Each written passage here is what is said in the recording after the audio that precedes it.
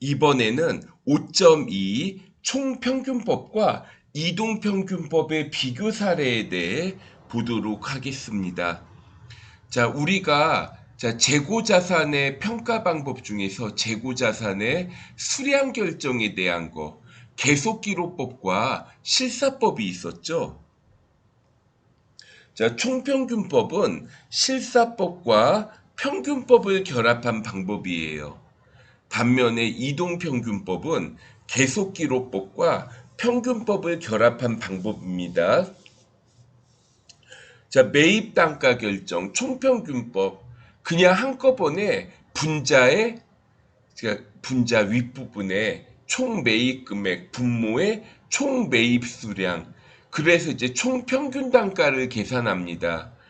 총평균 단가에서 판매된 수량만큼은 매출원가, 총평균 단가에서 남아있는 수량을 곱하면 기말재고 금액을 계산하는 게 총평균법이었어요. 자, 반면에 이동평균법은 매입할 때마다 이제 단가가 달라집니다. 그래서 우리가 이제 앞에서 상품재고장 설명드린 적이 있었는데, 상품재고장을 이용해서 이제 매입 단가가 달라진다고 보면 됩니다. 그리고 이제 방법의 비교가 있는데, 참고로 여기 보면 제가 LWMF 이렇게 그려드린 게 있는데요. 자, 먼저 후입선출법은 나중에 들어온 것부터 판매가 되죠.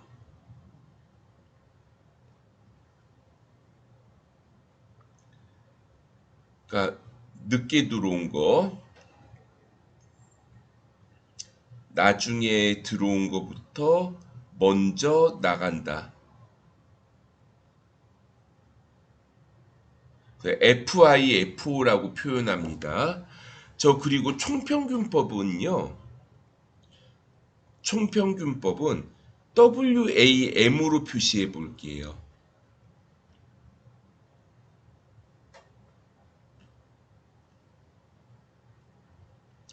가중평균하다가 영어로 웨이티드거든요.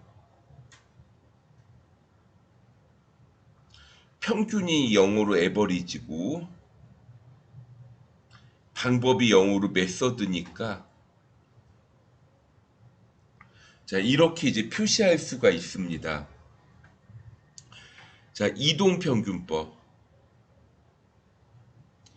이동은 영어로 move라고 하죠. 자, moving average method.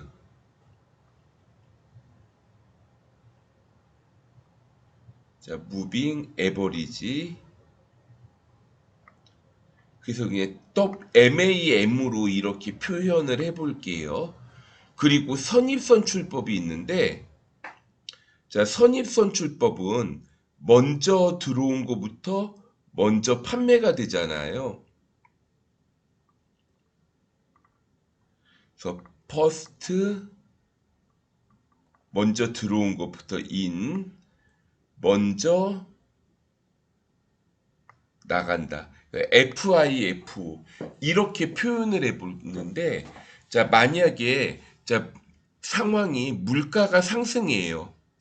기말 재고가 감소하지 않는 걸 가정해서 비교를 해보겠습니다.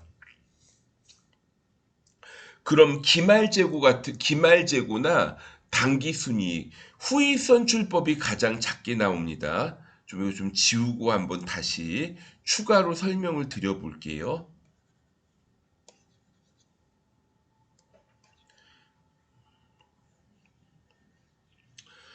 그러니까 물가가 상승한다?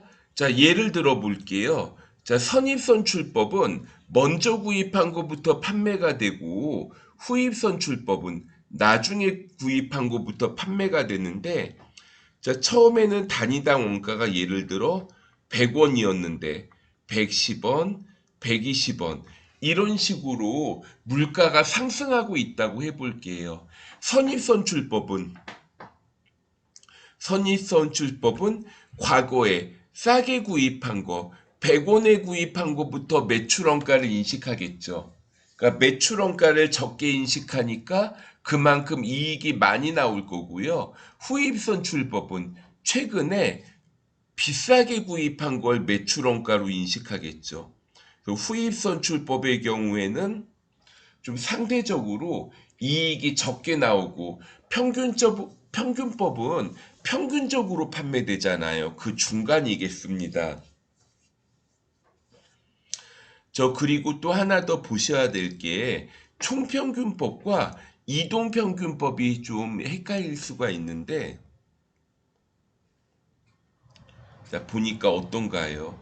이동평균법은 선입선출법에 조금 더 가까운 방법이다. 이렇게 이해하실 수 있으시겠습니다. 자, 그러면 자, 예제 한번 보도록 할게요. 자, 문제가 기말재고 자산, 자, 이동평균법을 적용하고 있는, 자, 이렇게 나와 있는데, 자, 그러면, 자, 이런 경우에는 좀 금액을 좀 제가 이제 중간중간 수정하면서 고치는 방법을 이용을 해 보겠습니다. 자, 처음에는, 자, 전기 2월 된 거, 수량이 1000개가 있었어요.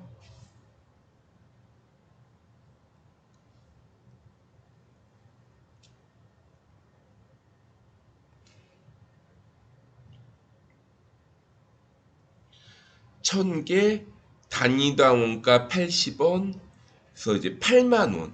처음에 이렇게 이제 구성이 되어 있었는데 3월 5일 날 200개를 구입을 합니다. 그럼 이제 어떻게 돼요? 200개를 더 사니까 1200개가 되겠죠. 그리고 200개 곱하기 110원 하면 22,000원이 늘어나면은 8만 원에서 22,000원을 더하잖아요.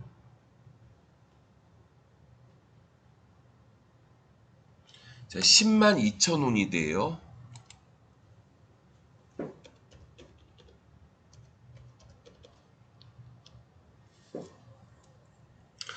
그리고 평균 단가는 이제 85원으로 이렇게 변경되겠습니다. 4월 22일 날 800개를 판매했죠. 자, 문제는 기말재고 물어봤는데 그냥 수량만 바꿀게요. 그러면 자, 여기서 800개를 팔았으니까 40개만 남겠죠. 자, 400개 곱하기 85원을 하면 34,000원이 됩니다.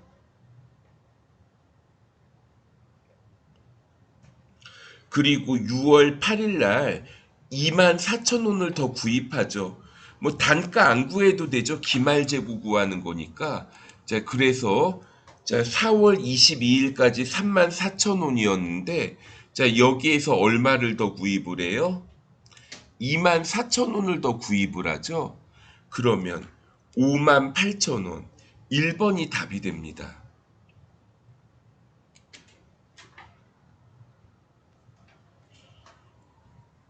자, 2번은 매출원가를 물어봤는데 이동평균법이네요. 이것도 같은 방법을 이용해 볼게요.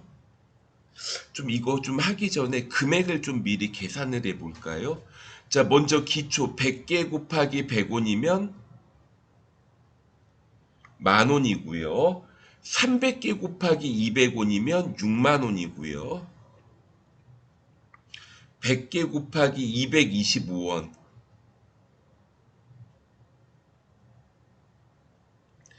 22,500원. 자, 그럼 이제 한번 보도록 하겠습니다. 이번에는 매출원가를 물어봤는데 매출원가 6월 15일에 300개 팔았고 12월 22일에 50개를 팔았었네요. 자, 처음에 자, 100개. 자, 단위당 원가 100원에서 처음에 만원이 있었습니다. 3월 5일 날 300개를 구입했죠. 그럼 이제 100개에서 300개를 더 샀으니까 400개가 되겠고, 10,000원에서 60,000원어치를 더 구입하니까 70,000원이 되죠.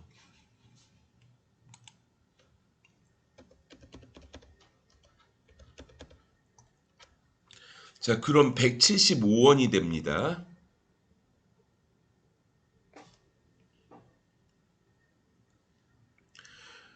그리고 자, 300개만큼을 팔아요.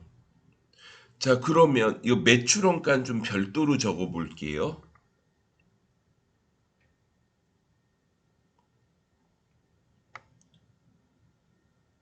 자, 300개를 팔죠. 그런데 이때 당시에는 평균 단가가 175원이었습니다. 그럼 이제 남아있는 수량 한번 볼게요. 이제 100개 남겠죠. 그럼 100개 곱하기 175원을 하니까 17,500원이 돼요.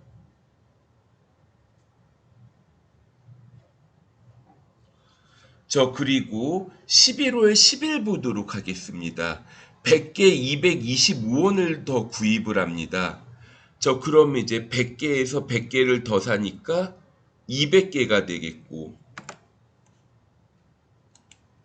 자, 17,500원에서 22,500원을 더 구입을 하니까 4만원이 되겠네요. 그럼 평균 단가는 200원이 되겠죠. 그리고 마지막으로 12월 22일 날, 자, 여기에서 50개를 판매를 합니다. 그럼 이때는 평균 단가가 200원이었죠.